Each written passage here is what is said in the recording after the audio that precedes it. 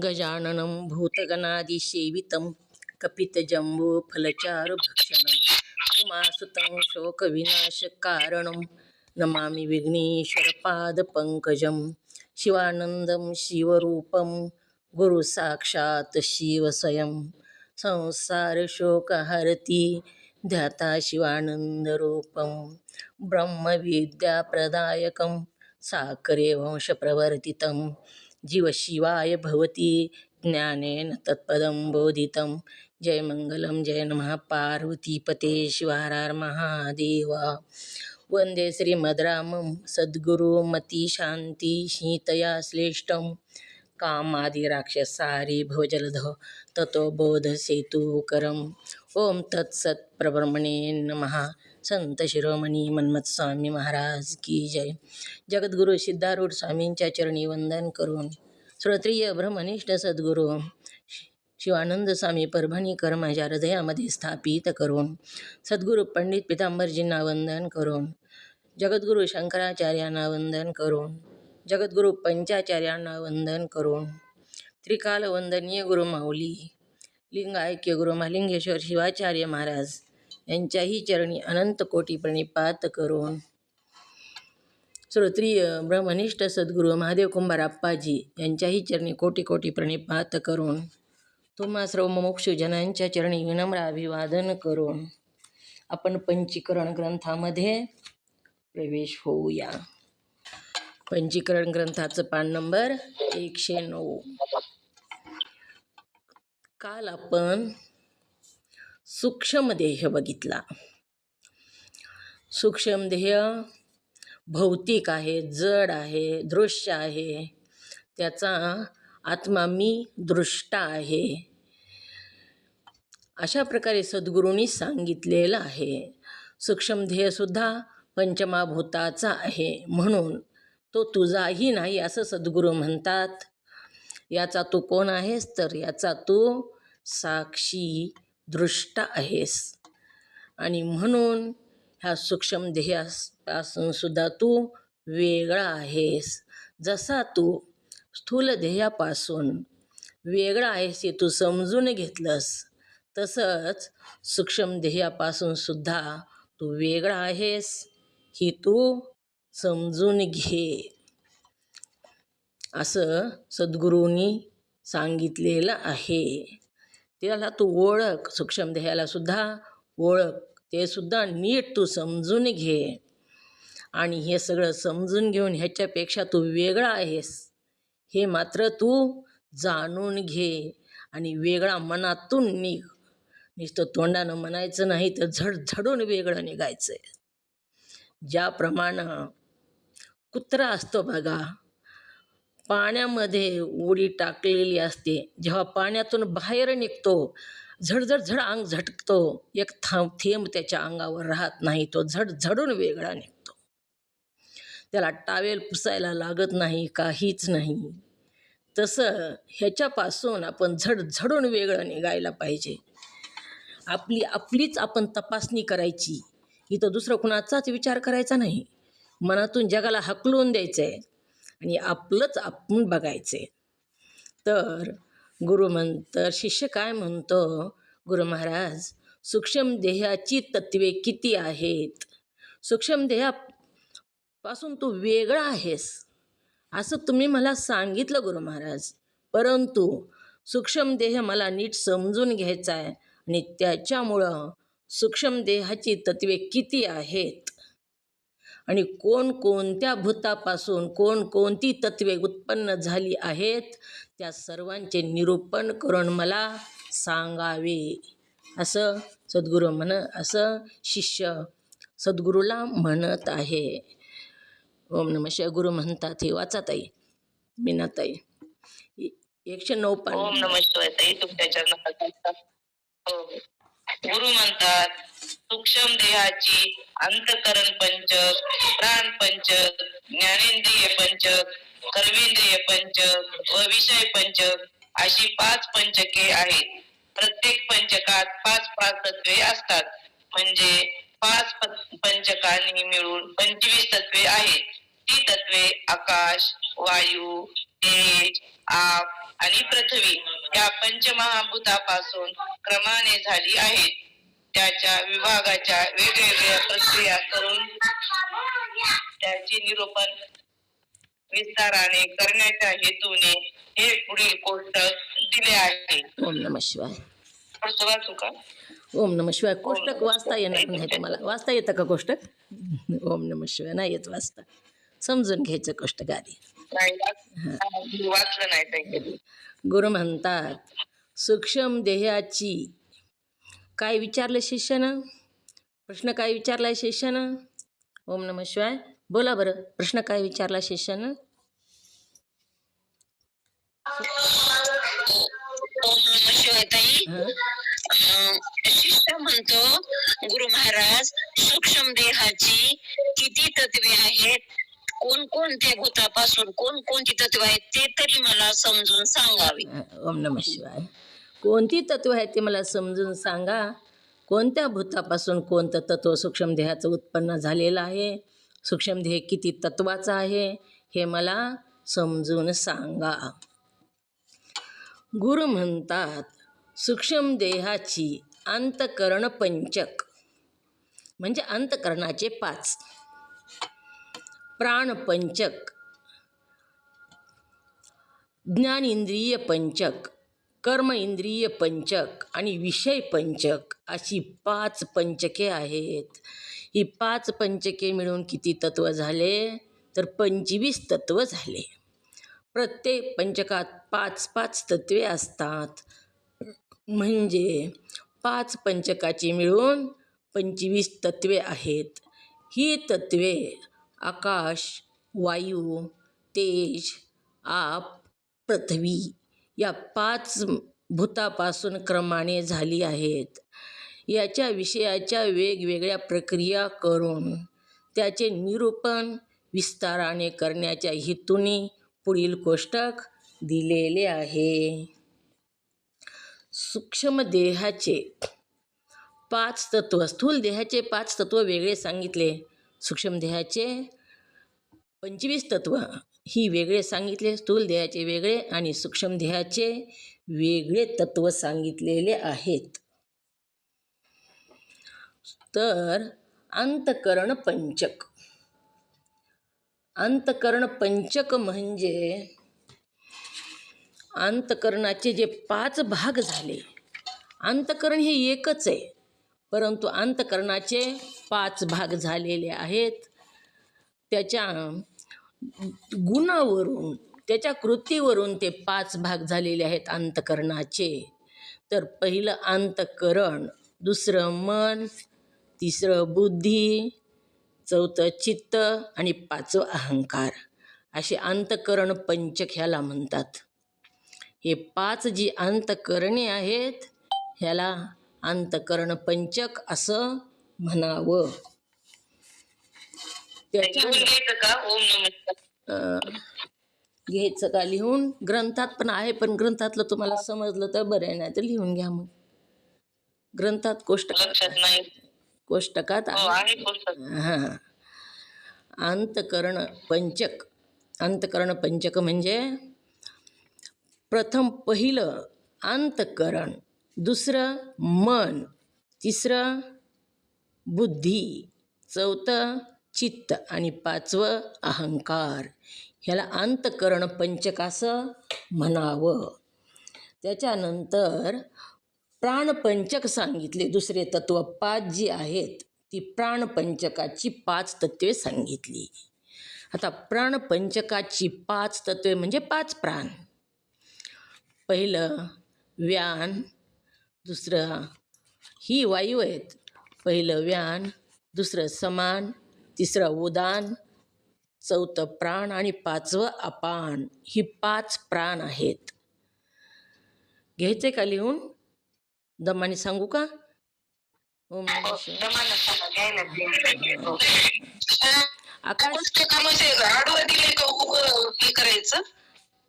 कोष्टक समजून घ्यायचं राहिले, ती इतक्या लवकर समजण्यासारखं नाही, त्याला समजून घ्यावं लागेल. ही इथं जे आले 5 सूक्ष्म देहाचे तत्व ती मी सांगू लागलेले आहे. सूक्ष्म देहाचे तत्व किती आहेत? किती सूक्ष्म देहाचे तत्व? काकू बोला बरं. ही सांगायली मी सूक्ष्म देहाचे तत्व. 25 का ताई? 5.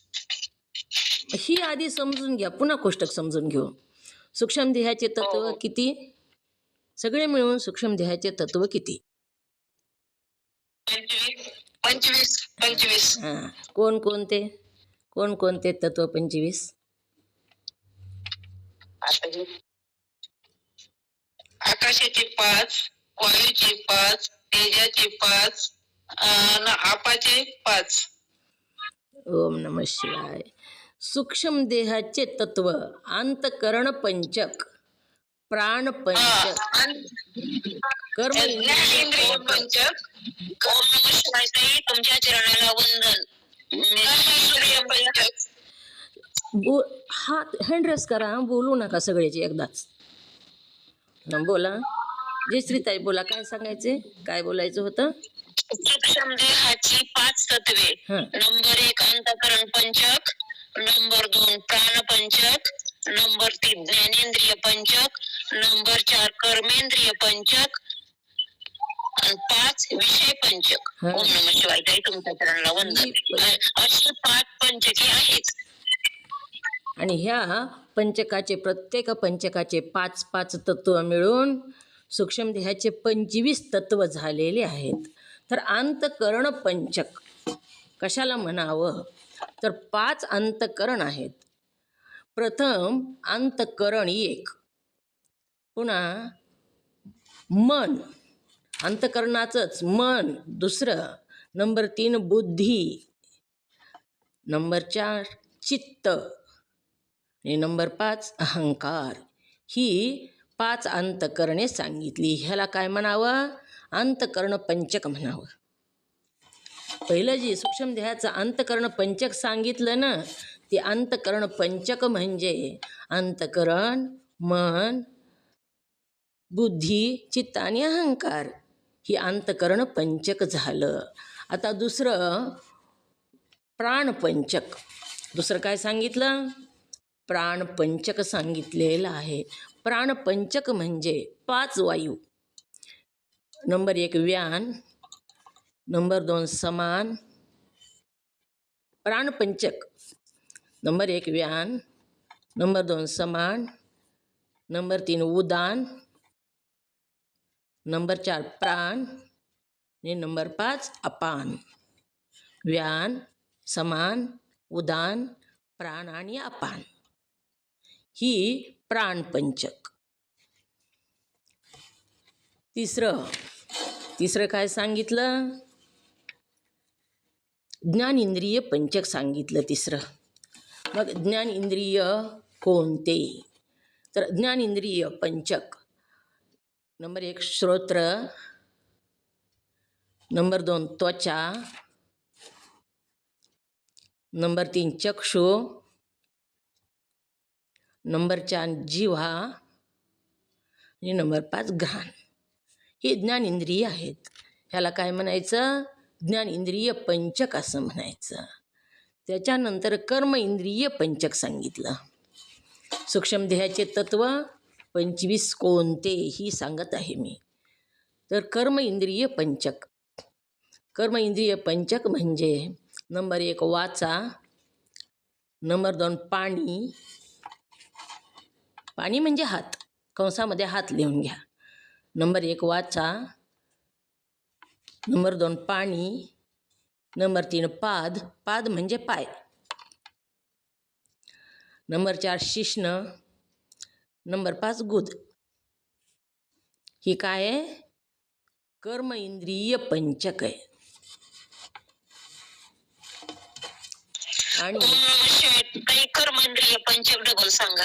कर्म इंद्रिय पंचक वाचा, पाणी म्हणजे हात, पाद म्हणजे पाय, शिश्न आणि गुद. ही कर्म इंद्रिय पंचक आहे. आणि विषय पंचक शेवटचं काय सांगितलं 5वं? विषय पंचक. विषय कोणते कोणते? तर शब्द. विषय पंचक कोणतं? शब्द. हॅलो हां, नाही जाऊ दे शब्द, स्पर्श, रूप, रस आणि गंध.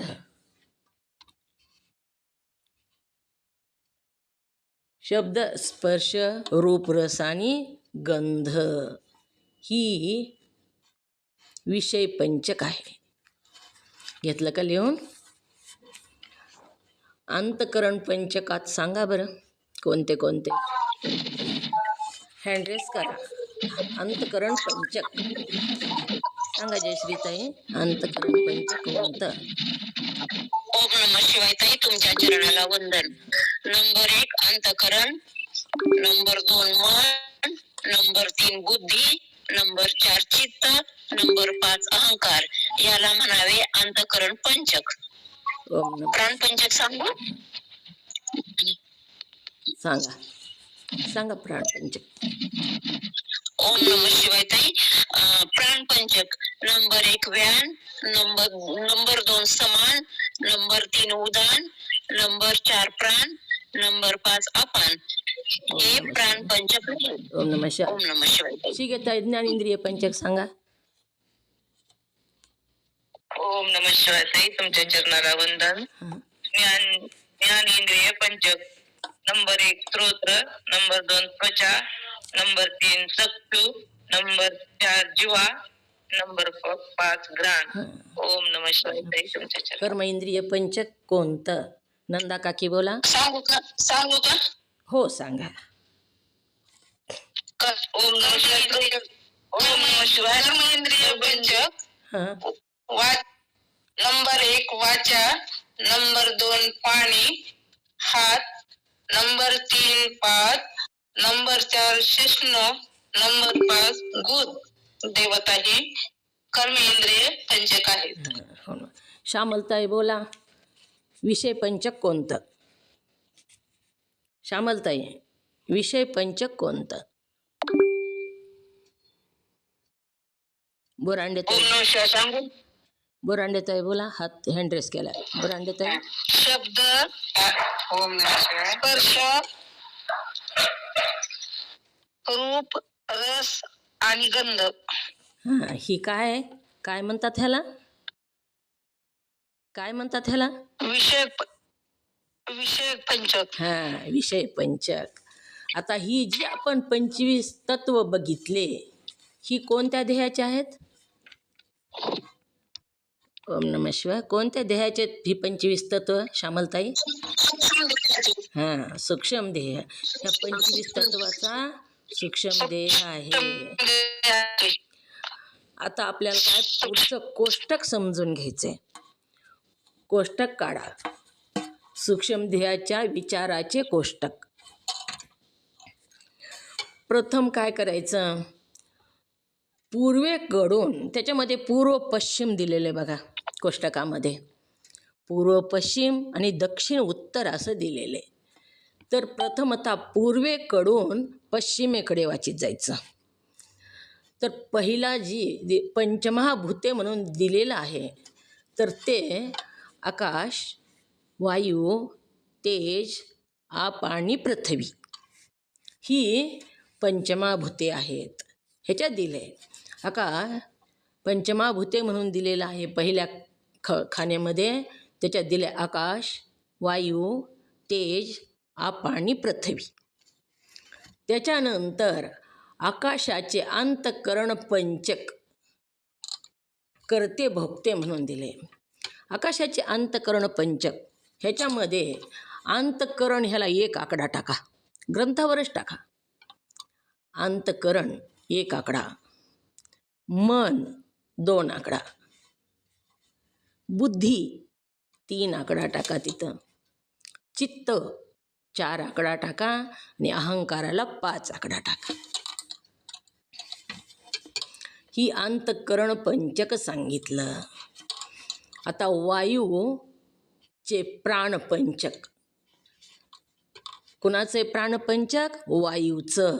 अंतकरण पंचक आकाशाचं. अंतकरण पंचक आकाशाचं आहे. येत आहे. हं, बोला. ताई, हो ना, मला बघू दे ना पुष्पळ. थांबा ना, कळू तर द्या की. 1 मिनिट थांबा. तुम्ही फक्त आता आकडे टाकून घ्या. कशाचं सांगितलं तुम्ही? आकडे टाकून घ्या, समजून पुन्हा हो सांगते. ना, आपले टाकायचं मला बघू. आता अंतःकरणला एक आकडा टाकायला सांगितलं. मला काय सांगितलं तुम्ही? पूर्व पश्चिम वाचायले मी कोष्टक. तिथं पूर्व दिलंय बघा आणि पश्चिम दिलंय. पूर्व पश्चिम कोष्टक आधी वाचायचं, पुन्हा उत्तर दक्षिण वाचायचे. तर पूर्व पश्चिम वाचत असताना अंतकरणाला आकाशाचे अंतकरण पंचक दिले करते भोगते. तर त्याच्यामधलं अंतकरणाला 1 आकडा, मनला 2 आकडा, बुद्धी 3 आकडा, चित्त 4 आकडा आणि ओम अहंकार नमस्कार. 5 ओम नमस्कार. हां ओम नमस्कार. बोल. मन, बुद्धी, चित्त हे कुठे दिले? ह्याच्या कोष्टकात कुठे दिले ते? कोष्टकात का आपण लिहून घ्यायचे? नाही, सूक्ष्म देहाच्या विचाराचे कोष्टक क्रमांक 4, पान क्रमांक 110. हो. हो, पण आता हे अंतःकरण पंचक ह्यात सांगितलं ना तुम्ही? ग्रंथामध्ये ती कोष्टक काढा. तुम्ही काढलं का कोष्टक?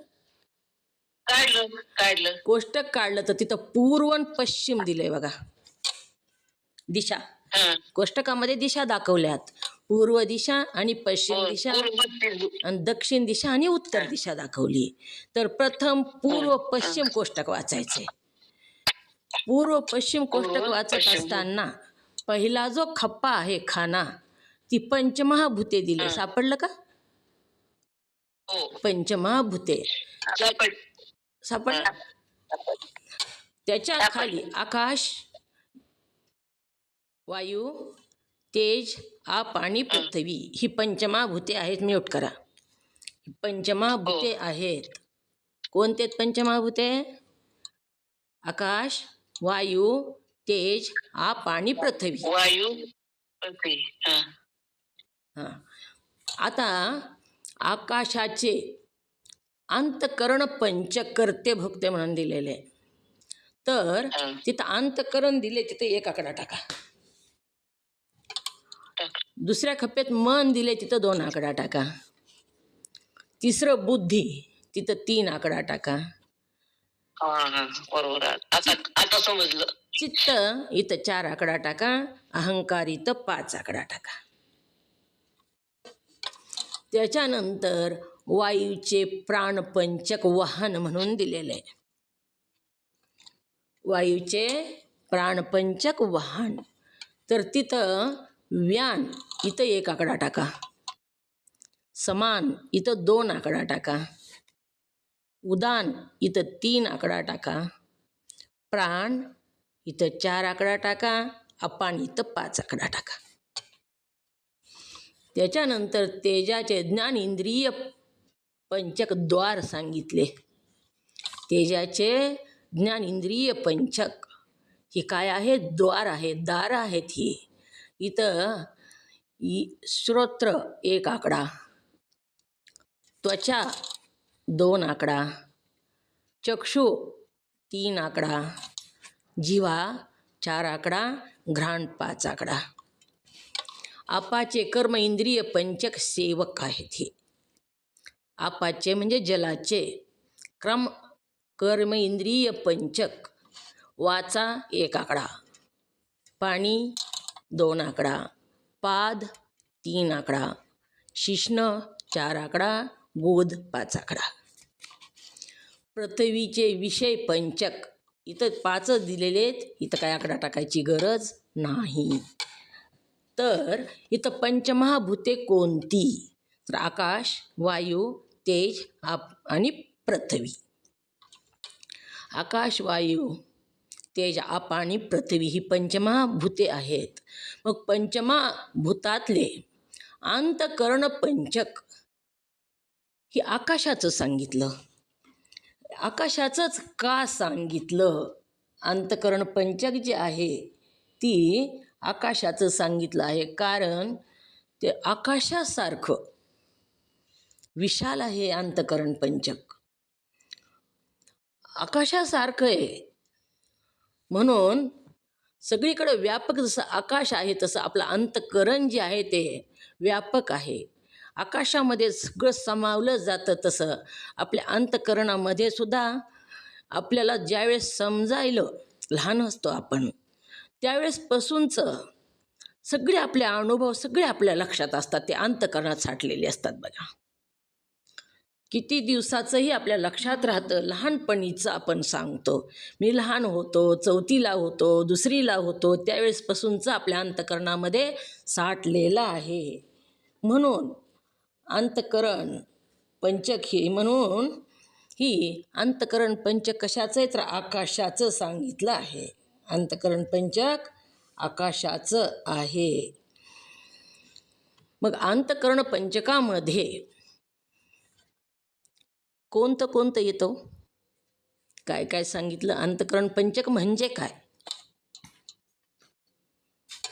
ओम नमः शिवाय.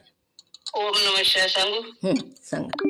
अंतःकरण पंचकामध्ये 1 अंतःकरण, 2 मन, 3 बुद्धी, 4 चित्त आणि 5 अहंकार. ओम नमः शिवाय. सुनंदाताई पाटील सांगा, पंचमहाभूते कोणती? ओम नमः शिवाय. तुमच्या शरणाला वंदन. आकाश, वायू, तेज, पृथ्वी. ही पंचमहाभूते आहेत. वायूचे प्राणपंचक सांगितलं. मग वायूचं प्राणपंचक कोणकोणते वायू कोणकोणते आहेत सांगू का? 2 समान, 3 उदान, 4 प्राण आणि 5 अपान. ओम नमः शिवाय.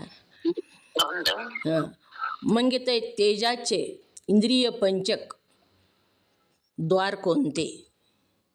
तेजाचे इंद्रिय पंचक द्वार कोणते?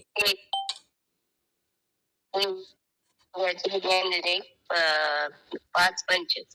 नंबर 1 स्तोत्र, नंबर 2 त्वचा, नंबर 3 चक्षु, नंबर 4 दिवा, नंबर 5 प्राण. बुरांडेताई आपाचे कर्म इंद्रिय पंचक सेवक कोणते?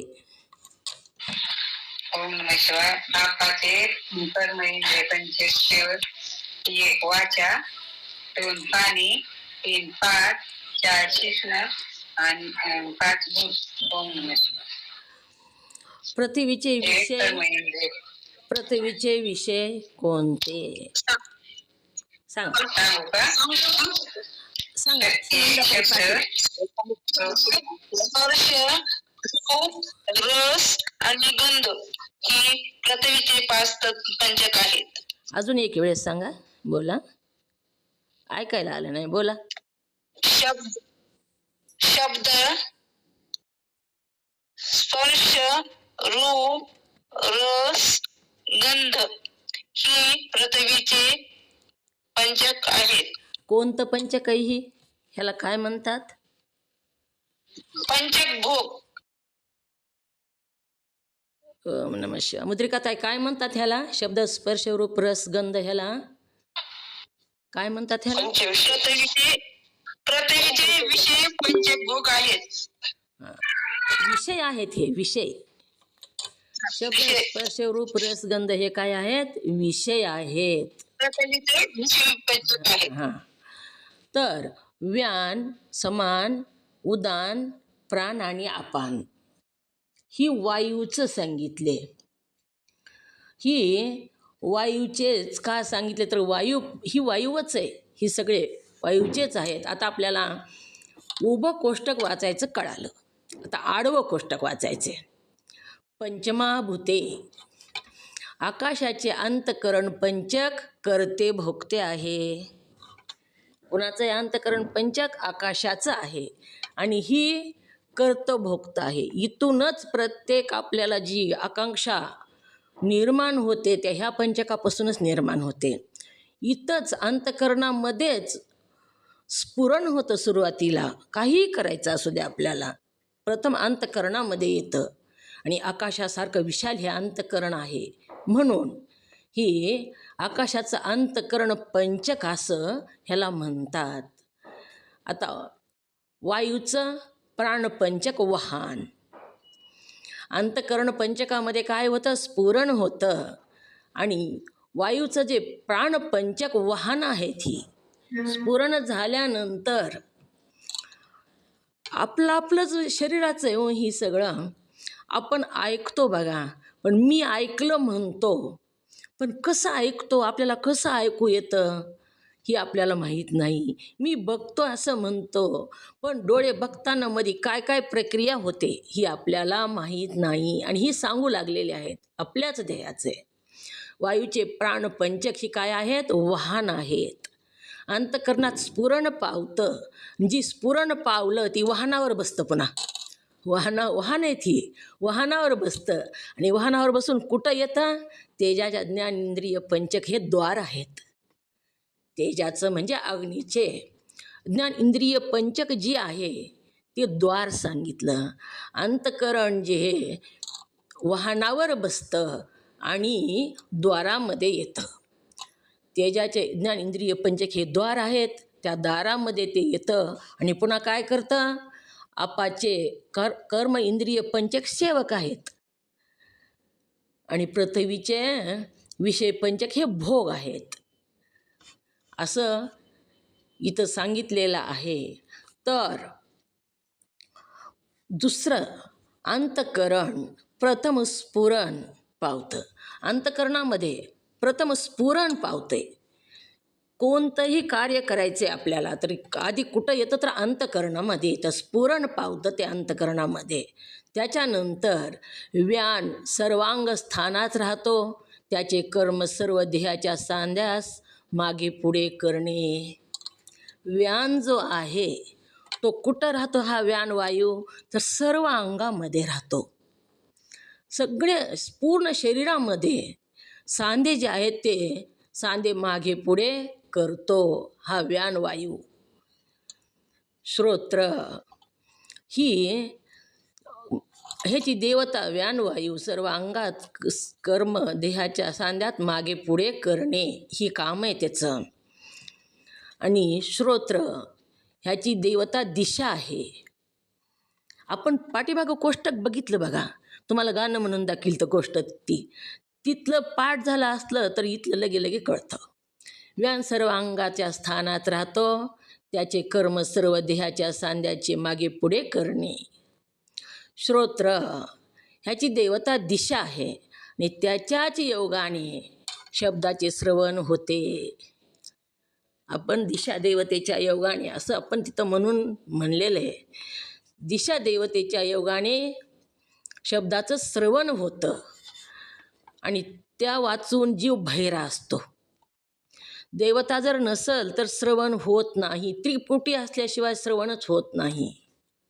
म्हणून श्रोत्र पण लागतं, दैवता पण लागते आणि अवयव पण लागतो. त्याच्या वाचून तो बहिरा असतो. आपाचे कर्म इंद्रिय पंचक जे आहेत ते सेवक आहेत. वाचा ही सेवा करते.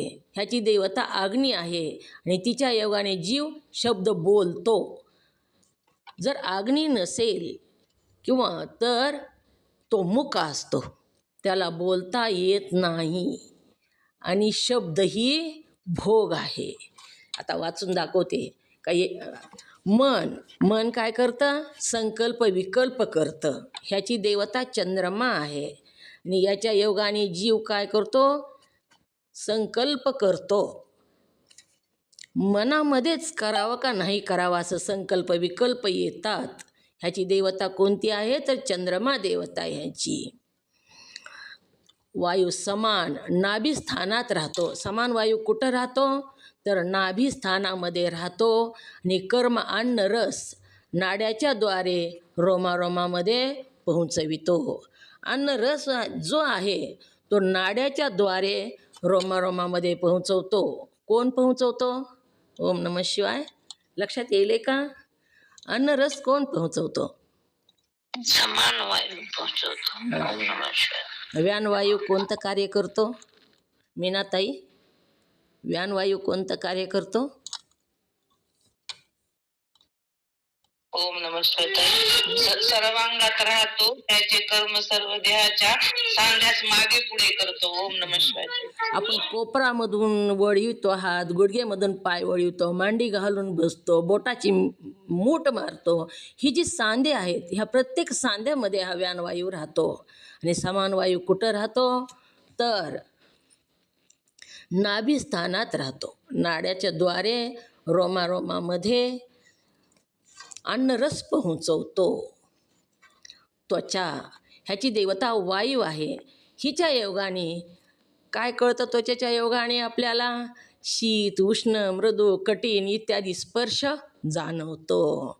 पाणी गरम आहे का आपण बघतो, किंवा थंडी वाजायली ही त्वचाला जाणवतं. गादीवर झोपलं तर आपल्याला मऊ लागतं, खाली कुठं झोपलं तर पायाला टोचतं, अंगाला टोचतं, हे त्वचेद्वारे कळतं. आणि ह्याची देवता कोण आहे? तर वायू आहे. पाणी म्हणजे हात. ह्याचं देवता इंद्र आहे. आणि त्याने जीव पदार्थ घेतो देतो, त्या वाचून ते काम होत नाही. आपण हाताने काय करतो? सामान घेतो देतो, काम करतो. जर हात नसतील तर हे होत नाही. आणि ह्याचा भोग कोणता आहे? तर स्पर्श भोग आहे ह्याचा. बुद्धी काय करते? निश्चय करते. बुद्धी निश्चयात्मक देवता आहे. त्याची देवता ब्रह्मा आहे. आणि तिच्या योगाने जीवाचा निश्चय होतो. काय करायचं? दिशा कळते, निश्चय होतो. मन संकल्प विकल्प करतं आणि बुद्धी काय करते? निश्चय करते. उदान कंठस्थानात राहतो आणि अन्नरसाचे विभाग करणे आणि हिता नाडीतून गुचकी उत्पन्न करते आणि तेव्हा स्वप्न पडतं. ह्याचं विश्लेषण भरपूर आलेलं आहे. ही तुम्हाला एवढ्या लवकर कळायसारखं नाही, थोडं अवघड आहे. उदान कंठस्थानात राहतो आणि अन्नरसाचे विभाग करतो. तो वेगवेगळे भाग करतो आणि हिता नाडीतून ती पुरवलं जातं. आणि हिता नाडीतच गुचकी जी आपल्याला लागते बघा, ती उत्पन्न करतं. आणि हिता नाडीतूनच स्वप्नसुद्धा पडतं. जेव्हा हिता नाडीतून प्राण सुसुप्ती अवस्थेत जातो, आपण जागृत असतो. जागृती अवस्थेमधून सुसुप्ती अवस्थेत जाताना जर प्राण हिता नाडीतून गेला तरच स्वप्न पडतं, नाहीतर नाही. स्वप्न पडतं हिता नाडीतून गेल्यावर. ही हिता जी नाडी आहे इतकी सूक्ष्म आहे, केसाच्या अग्रभागाचा 1000वा हिस्सा, इतकी सूक्ष्म आहे ती हिता नाडी. तरीसुद्धा किती मोठंची मोठं स्वप्न आपल्याला पडतं. चक्षु ह्याची देवता सूर्य आहे. आणि ह्याच्या योगाने जीव रूप पाहतो. त्याच्या वाचून तो आंधळा असतो. डोळ्याने काय करतो? आपण रूप बघतो. आणि डोळे जर नसतील तर तो आंधळा असतो. पाद देवता उपेंद्र आहे. आणि ह्याच्या योगाने जीव जातो येतो. ह्याच्या वाचून तो पांगळा असतो. पाय जर नसतील तर तो पांगळा असतो. चित्तात्मक देवता नारायण आहे. चित्ताची देवता आपण पहिल्या पुस्तकात बघितलेलं ही देवता कोणत्या आहेत ते. चित्ताची देवता कोणती आहे? तर नारायण आहे. त्याच्या योगाने जीव स्मरण करतो. प्राण जीवाच्या हृदयस्थानात राहतो. आणि कर्म 21,600 वेळा श्वासोच्छवास करणे. काय काम करतो तो प्राण? आपलं एका दिवसामध्ये 21,600 वेळा आपला श्वास चलतो. प्राण हे करतो श्वासोच्छवास करणे. जिव्हा ह्याची देवता वरुण आहे. तिने जीवास रसस्वाद समजतो. कडू गोड आंबट हे आपल्याला कशानं समजतं? तर जिव्हा ह्या इंद्रियानं समजतं. ह्याची देवता वरुण देवता आहे. आणि हिच्या वाचून आपल्याला कडू आंबट गोड हे समजत नाही. शिष्ण देवता प्रजापती. त्यांचे पुरुषाला मूत्र आणि रतिभोग होतात. त्याच्या वाचून तो नपुसक असतो. अहंकाराची देवता रुद्र आहे. आणि त्याच्या योगाने जीवास अहंकार येतो. आपण गुदस्थानात राहतो हा वायू, आणि कर्म मलाचा उत्सर्ग करतो. मल विसर्जन करण्याचं काम तो हा अपान वायू करतो. घ्राण देवता अश्विनी कुमार याचे जीवास सुगंध आणि दुर्गंध समजतात. घ्राण म्हणजे नाक, ह्याच्यानं सुगंध दुर्गंध समजतात. त्याच्या वाचून समजतच नाहीत. नाक जर नसेल तर वास येत नाही, सुगंध दुर्गंध समजत नाहीत. गुद देवता मृत्यू आहे, म्हणजे यम देवता आहे. ह्याच्या योगाने जीवाला मलाचा उत्सर्ग होतो. आणि गंध ह्या भोग आहे ह्याचा. तर आता अंतकरण प्रथम स्फुरण होतं बघा. अंतकरणामध्ये एखादी वस्तू काहीतरी करायची, स्फुरण होतं अंतकरणामध्ये.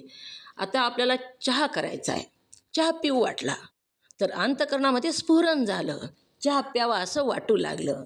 हे अंतकरणाचं काम झालं, स्फुरण झालं. आणि ह्याची देवता विष्णू आहे.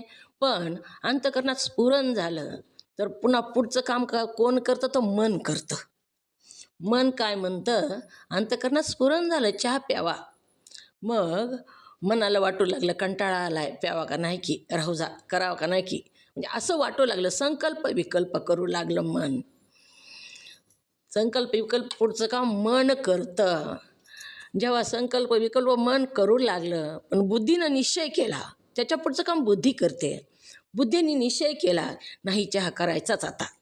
मग करायचाच म्हणले बरोबर काय झालं? उठलं तिथून, उठली ती बाई तिथून, आणि करायचा चहा ठरला ना. मग उठल्यानंतर चित्त काय करतं? चिंतन करतं. लायटर कुठे की, पत्तीचा डब्बा कुठे, साखर कुठे, ही सगळं चिंतन करून ते एकत्र करतं. आणि त्याच्यानंतर चहा छान होतो. चहा केला, आपण पिला, आणि कुणी आपल्या शेजारी असेल तर त्याला पण दिला, पण चहा खूप छान झाला असं कुणी म्हणलं तर मी चहा चांगला केला ह्याचा अहंकार येतो.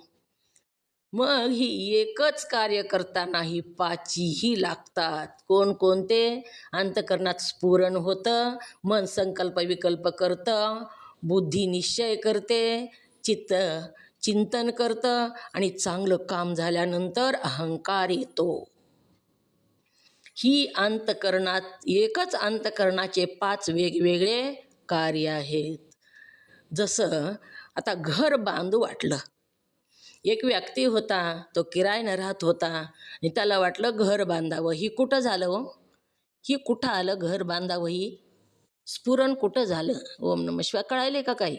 स्फुरण कुठं झालं? अंतकरणात झालं. हां, मला झालं. अंतकरणामध्ये स्फुरण झालं. अंतकरणात झालं. हां, त्याच्यानंतर आता घर बांधायचंय, पण तेवढे पैसे आपले पैसे आहेत का? 1 मजला बांधावा का 2 मजला बांधावा? आपल्याला म्हणजे किती बांधणं होईल? आपली शक्ती तेवढी आहे का? किती रूम काढाव्या? नकाशा कसा काढावा? ही जी मन करतं, संकल्प विकल्प करतं, ही करावं का ती करावं का करू नये, असं जे करतं ते कार्य कुणाचं आहे? मनाचं. ते कार्य मन करतं. आता मनाचं संपलं, संकल्प विकल्प केला, बुद्धीनं निश्चय केला. पुन्हा बुद्धी निश्चय करते घर बांधायचंच आहे, असा निश्चय झाला बुद्धीचा, ठरला आता घर बांधायचंय म्हणून. हे काम कुणाचं? बुद्धीचं झालं. आता निश्चय बुद्धीनं केल्यावर पुन्हा चित्त, बुद्धीचं काम झालं, आता चित्त पुढे काम करतं. चित्त काय करतं? तर चिंतन करतं चित्त. आता घर कसं बांधावं चिंतन करतं ते. कुठून विटा आणाव्या, सिमेंट कुठं मिळेल त्याची चौकशी करतं, कुठं कमीत मिळेल, असं प्रकारे कसं म्हणजे ती काम कसं साध्य करावं ह्याचं चिंतन करतं चित्त. आणि घर सुंदर बांधलं, खूप सुंदर घर बांधलं, वास्तू झाली. जेव्हा लोक आले, खूप सुंदर घर बांधलं म्हणू लागले, तेव्हा मी घर सुंदर बांधलं ह्याचा काय होतो? अहंकार येतो. ही अंतकरणाचं कार्य आहे. आलं का लक्षात? ओम नमः शिवाय. येईल का? कळायले का? ओम नमः शिवाय. लक्षात येईल पण लक्षात राहिलं नाही अवघड आहे. इतक्या लवकर नाही. लक्षात येईल. अंतकरणाचे कार्य आहे. मग अंतकरण कोणते कोणते आहेत? अंतकरण नाव तरी सांग. हं? ओम नमः शिवाय. अंतकरणाचं कार्य काय? ओम नमः शिवाय. अंतकरणाचं कार्य काय? काय करतं अंतकरण? स्फुरण करतं ताई. ओम नमः शिवाय. स्फुरण करतं. अंतकरणामध्ये प्रथम स्फुरण होतं. कोणतंही स्फुरण. आपल्याला यात्रेला जायचंय बघा, अंतकरणामध्ये जाऊ वाटलं यात्रेला पायी. आता जाऊ वाटायले अंतकरणाला यात्रेला, पण पुन्हा मन काय म्हणतं, जावा का नाही की, पाय दुखते, चलणं होईल का नाही की, म्हणजे संकल्प विकल्प करतं मन. आणि जेव्हा जायचं निश्चित झालं तेव्हा ते बुद्धीचं काम झालं. बुद्धी निश्चय करते आणि पुन्हा चित्त काय करतं, काय काय घ्यावं की, साडी कोणती घ्यावी ही चिंतन करतं. सामान बरोबर कोणतं कोणतं घ्यावं, बॅग कोणती घ्यावी ही चित्त चिंतन करतं. आणि जेव्हा यात्रेला गेला आणि पोहोचला आणि परत आला तेव्हा अहंकार होतो, मी जाऊन परत आलो व्यवस्थित. अशा प्रकारे हे एकाच अंतकरणाचे 5 भाग सांगितलेले आहेत. आता प्राणपंचक ही वाहन आहेत. ही वाहन काय करतात? आता अंतकरणामध्ये स्फुरण झालं. अंतकरणात व्यान हा सर्व अंगाच्या स्थानात राहतो आणि त्याचे कर्म काय तर ध्येयाच्या सांध्यामध्ये अन्नरस ध्येयाचे सांधे मागे पुढे करणं ही त्याचं काम आहे.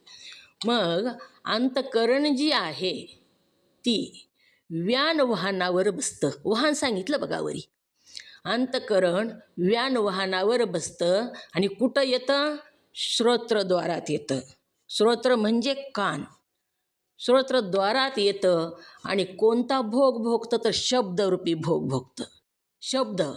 अंतकरण व्यान वाहनावर बसून श्रोत्रद्वारात येतं म्हणजे कानाच्या तिथं येतं आणि कानाला काय ऐकू येतं तर शब्द ऐकू येतो. अंतकरणच आहे ती व्यान वाहनावर बसलं आणि श्रोत्राच्या द्वारात आलं म्हणजे कानामध्ये आलं. आपण कसं ऐकतो ही सांगू लागलेली आहेत बघा. कानामध्ये आलं, तिथं आलेलं आहे, कानाच्या द्वारात येऊन उभा राहिलं आणि तिथं उभा राहून काय ऐकलं तर शब्द ऐकला. मग आता शब्द ह्या कानाने ऐकला, पण जर आपल्याला कोणी स्तुती आपली करू लागलं तर वाचा काय करते? सेवा करते. किंवा आपल्याला कोणी शिव्या देऊ लागलं तर वाचा काय करते? हो, आपल्याला दुसऱ्याने शिव्या दिल्या तर आपली वाचा काय करते? त्याला शिव्या देते, म्हणजे प्रत्युत्तर देते. वाचा जी आहे ती स्तुती करू लागली तर आनंद होतो, त्याला धन्यवाद असं म्हणते. मग अंतकरण व्यान वाहनावर बसून श्रोत्रद्वारात येतं म्हणजे कानाच्या तिथं येतं आणि कोणता विषय भोगतं तर शब्द विषय भोगतं. आणि जेव्हा शब्द विषय भोगतं तेव्हा सेवा कोण करते तर वाणी सेवा करते, वाचा सेवा करते. शब्द समोरून जी आला त्याला उत्तर कोण देते? वाणी देते, वाचा देते. पुन्हा मन ही समान वाहनावर बसतं. ही वाहन आहेत, वायू जी आहे ती वाहन सांगितले. मन काय करतं? समान वाहनावर बसतं आणि त्वचादारात येतं. त्वचादारात येऊन काय करतं? स्पर्श भोग भोगतं. मन समान वाहनावर बसून त्वचाद्वारात येतं आणि त्वचाद्वारात आल्यानंतर काय होतं? आपल्याला स्पर्श जाणवतो बघा. स्पर्श, थंडी वाजायली, कुठं टोचलं, मुंगी चावली, ही मनच आहे. समान वाहनावर बसले, त्वचाद्वारात आले आणि स्पर्श भोग भोगायले.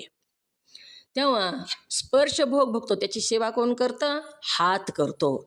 आपल्याला मुंगी चावली तर तिथं खाजवायला तर कोण खाजवितं? ओम नमः शिवाय. कोण खाजवितं? हात. हात सेवा करतो त्याची. किंवा मन आहे समान वाहनावर बसलंय, त्वचाद्वारात आलंय आणि खूप थंडी सुटली तर थंडी सुटलेली जाणवायली, स्पर्श व्हायला त्याला, तर हात काय करतं? पांघरून घेतं. सेवा करतो हाती, सेवक आहे ती, हात पांघरून घेतो. किंवा उन्हाळा सुरू झाला आहे आणि गरमी व्हायलेली आहे, मग मन समान वाहनावर बसलं, त्वचा द्वारामध्ये आलं आणि गरमी व्हायलेली स्पर्श जाणवला, भोग भोगला आणि मग हात काय करतं, खटका दाबून फॅन सुरू करतं. म्हणजे सेवा करतं, सेवक आहेत हे. इथं दिलेलं आहे ती सगळा. बुद्धी काय करते, उदान वाहनावर बसते आणि उदान वाहनावर बसून चक्षुद्वारामध्ये येते आणि रूप बघते, रूप विषयाचा भोग भोगते. कोण भोगते भोग रूप विषयाचा? बुद्धी उदान वाहनावर बसून कुठं येते तर चक्षुद्वारात येते, म्हणजे डोळ्यामध्ये येते आणि डोळ्याला रूप दिसतं समोरचं. मग रूप दिसतं आणि त्याची सेवा कोण करतं तर पाय सेवा करतात. मंगेताई आता काय झालंय, बुद्धी उदान वाहनावर बसली आणि कैलास मानसरोवराचं रूप बघायचं आहे तिला, तर कोण नेतं तिथं तर पाय नेतात, ही सेवा करतात. किंवा मंदिरात जायचं आहे आपल्याला, मंदिरातलं कार्यक्रम आहे तिथं बघायचं आहे आपल्याला, तर बुद्धी काय करते, उदान वाहनावर बसते आणि चक्षुद्वारात येते आणि रूप बघायचं आहे म्हणून तिच्या मनात आलेलं असतं, ते रूप बघण्यासाठी म्हणून पाय तिथपर्यंत नेतात, म्हणजे पाय सेवा करतात. चित्त प्राण वाहनावर बसतं, जीवाद्वारामध्ये येतं, शिष्ण त्याची रस ग्रहण करतं, शिष्ण सेवा करते.